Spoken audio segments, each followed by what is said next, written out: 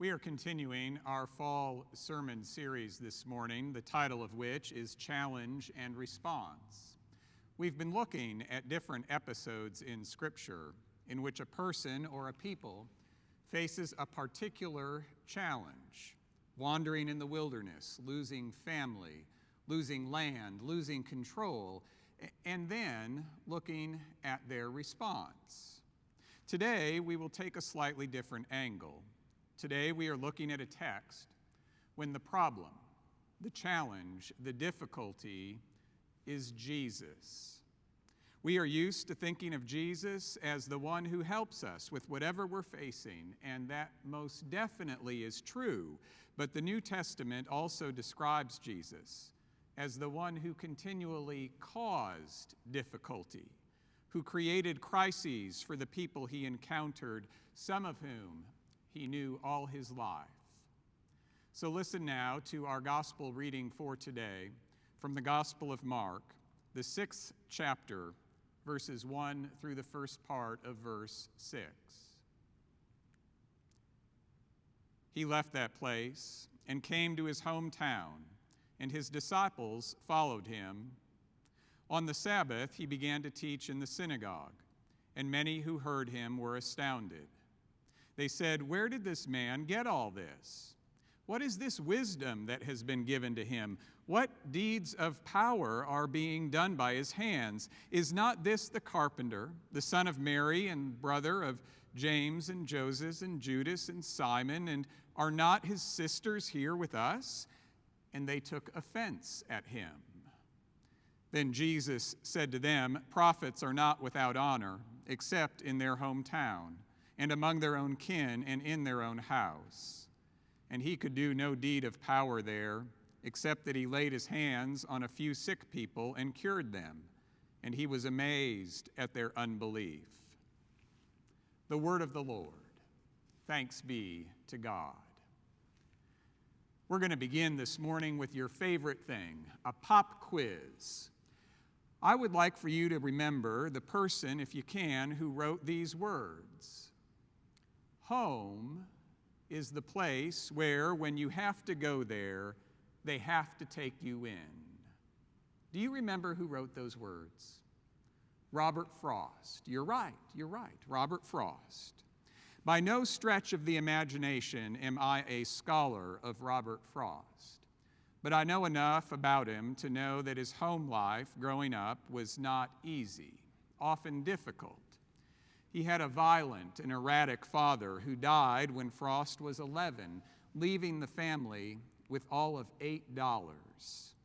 So even in that famous quote about home by Robert Frost, there is history there.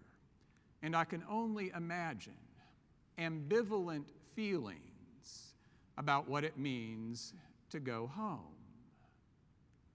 I wonder how Jesus felt about going back home. Mark tells us that Jesus has had a very successful ministry in the first 5 chapters of his gospel. He's healed people, he's cast out demons, he's got a group of loyal disciples, and then he returns home.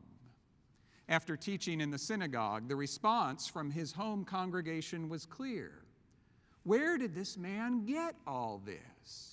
What is this wisdom that has been given to him? Is not this the carpenter? We know his family. And they took offense at him, Mark writes. The Greek word here is scandalizo. In other words, they were scandalized by what Jesus had to say that day. In fact, the most literal sense of the word is that they stumbled. They stumbled when they heard what Jesus said. I wonder what Jesus said that day. If only we knew what he said. You see, Luke tells the story a bit differently. In the Gospel of Luke, Luke tells us that when Jesus went back home, he spoke about God and God's grace coming to outsiders, coming to Gentiles, coming to people who were not in the fold of Jesus' own community. And it enraged his hometown synagogue so much a mob formed, according to Luke, and they tried to kill Jesus. That's what Luke says. But that's not how Mark describes it. Mark just says that the people back home were scandalized by what Jesus had to say. If only we knew what he said.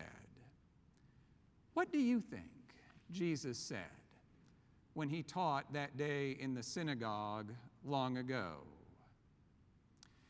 While you're trying to imagine with me what Jesus might have said that day, maybe we ought to consider why he would have said whatever it was he said. Let's assume for just a moment that Jesus knew what he was doing, that he was intentionally being provocative. As the writer Flannery O'Connor once put it, to the hard of hearing, you shout, and for the almost blind, you draw large and startling figures. The late preacher Will Campbell once told how years and years ago, there was another country Baptist preacher named Thad Garner, a good friend of Campbell's. And Thad Garner was invited to speak on a radio talk show.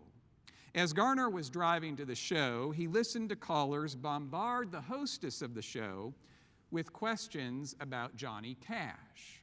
Why Johnny Cash? Well, Johnny Cash had been on television, national television, the night before, and Johnny Cash had used a bad word.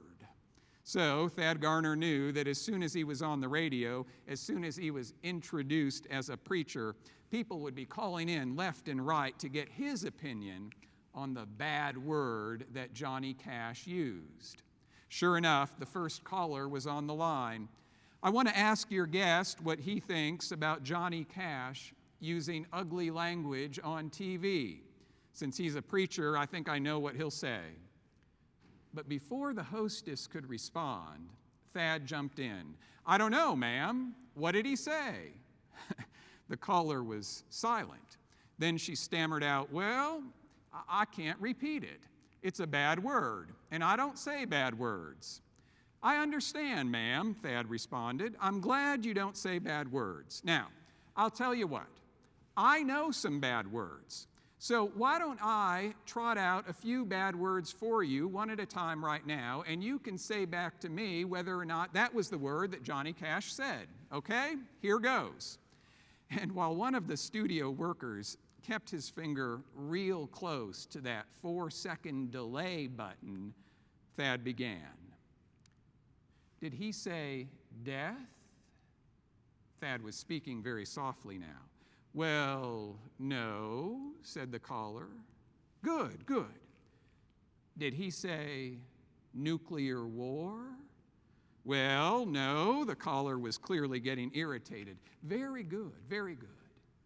Did he say electric chair?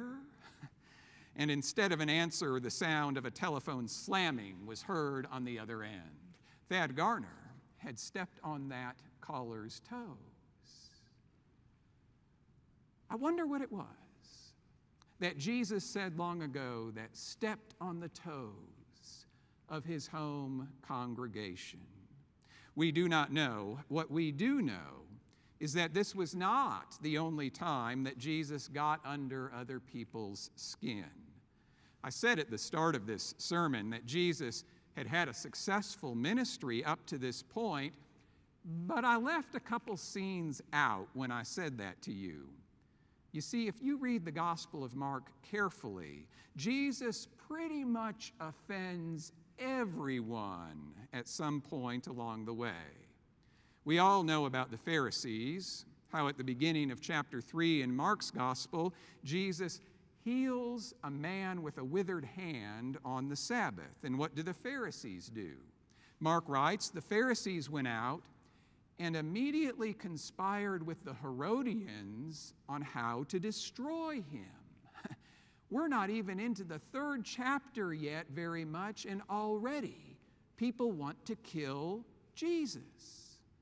But it wasn't just the religious leaders who were having trouble with Jesus. Do you recall what happens a little later on in chapter 3 of Mark's Gospel? picking up in verse 19. Then he went home, and the crowd came together again. When his family heard it, they went out to restrain him, for people were saying he has gone out of his mind. What? His very own family tried to restrain him? The crowd, the people, they thought Jesus was losing his mind? And it's only 2 chapters after today's text that Jesus tells his disciples, the Son of Man must undergo great suffering and be killed. And Peter hears that, and Peter thinks that Jesus is losing his mind. So Peter rebukes Jesus, and Jesus replies, "Get behind me, Satan." And before the Gospel of Mark is even halfway over, Jesus has gotten underneath everybody's skin.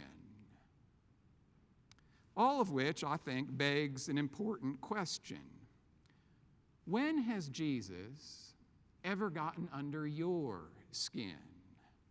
When has Jesus been the difficulty, the challenge for you? When has Jesus ever offended you? What would Jesus have to say to us for you and me to be scandalized by Jesus?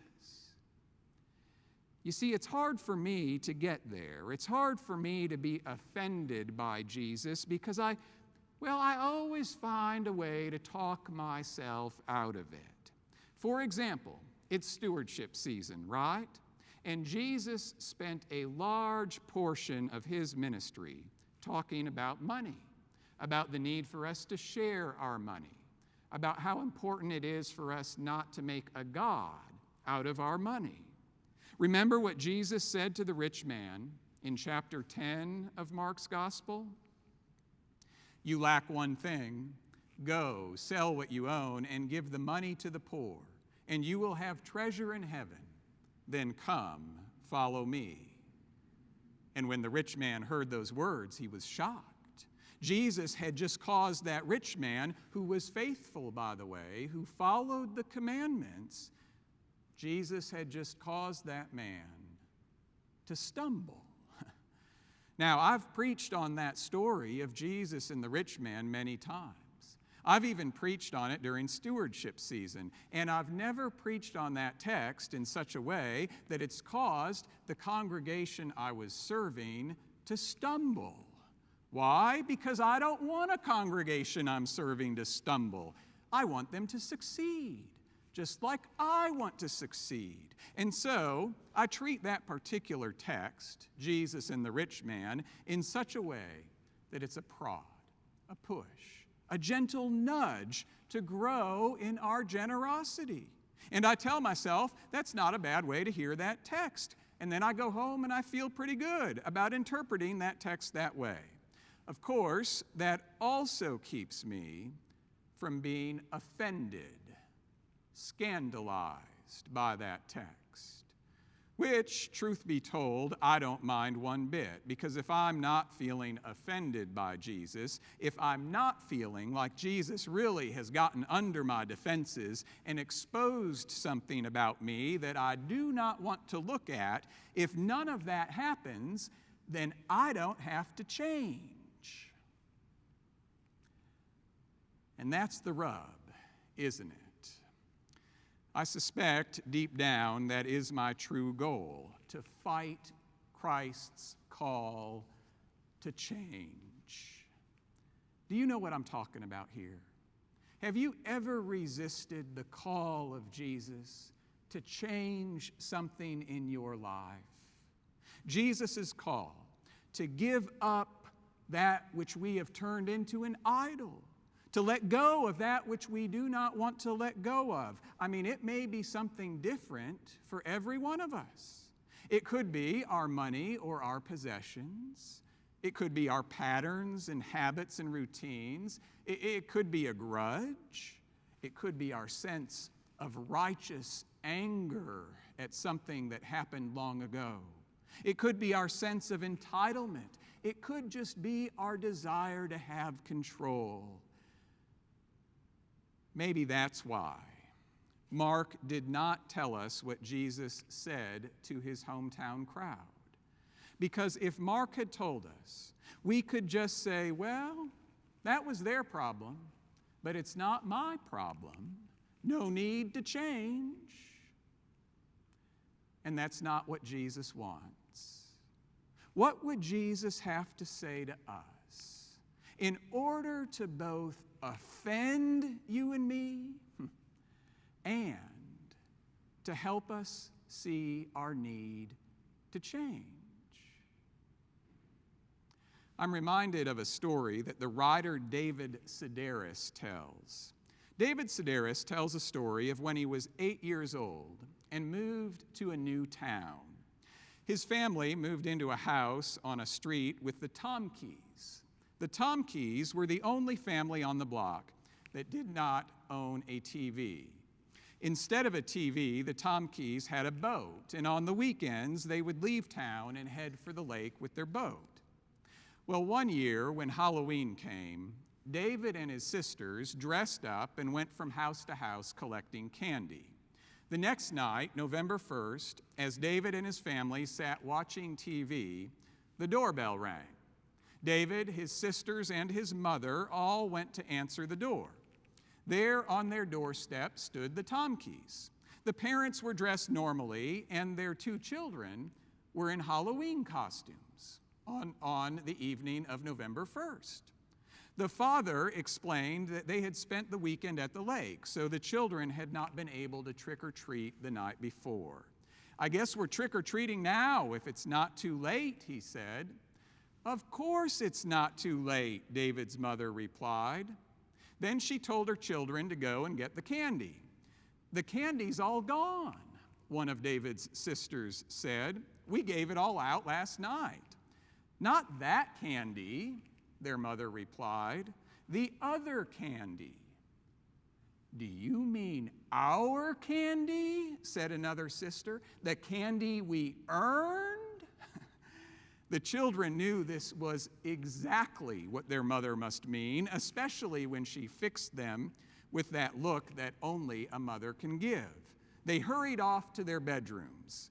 In his room, David grabbed the brown paper bag marked "My Candy, Keep Out."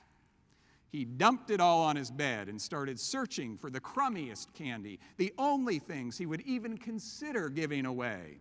As he divided his candy into piles according to what he liked best, he knew that at any minute his mother would come into his room and start grabbing candy indiscriminately and give whatever she could to the Tomkeys. So it occurred to David, the only thing to do was to eat as much candy as he could right then and there. So he started unwrapping the miniature chocolate bars and cramming them into his mouth. Moments later, his mother entered the room.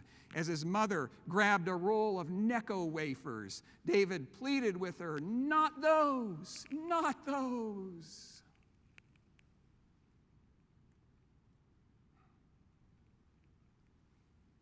We all have our candy, right?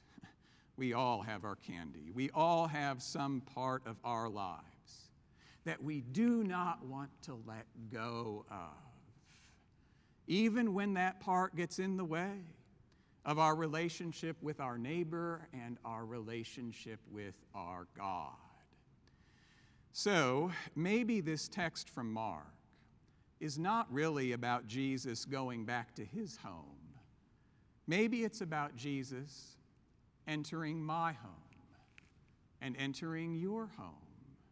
Because home does not have to be a place. It can also be a mindset. A mindset that says, I'm fully baked. This is who I am. A mindset that says, I can settle in for the remainder, make my life as comfortable as possible. I have no more need to grow. You see, my question is not what Jesus said that day in his home synagogue long ago. My question is what you and I will say. It can be hard sometimes to remember that any time Jesus enters our lives, it is a gift of grace from God. So, when Jesus comes into our home and asks us to change something in our life, to let go of something we never pictured we could let go of, when Jesus asks us to serve him in a way we never imagined serving Jesus before, what will we say?